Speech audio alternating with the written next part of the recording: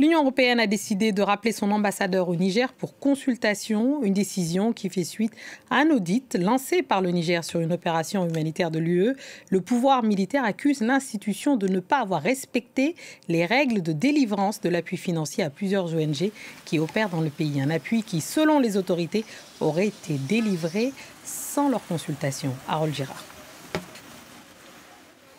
Le Niger déclare qu'il n'a pas demandé ces fonds et accuse l'Union européenne de gérer de manière opaque ce don, puisque les autorités en place à Niamey considèrent que concernant l'allocation de cette somme d'1,3 million d'euros, elles n'ont pas été suffisamment consultées. Du côté de l'Union européenne, eh bien, on dénonce une fausse allégation et une instrumentalisation de la question humanitaire à des fins politiques.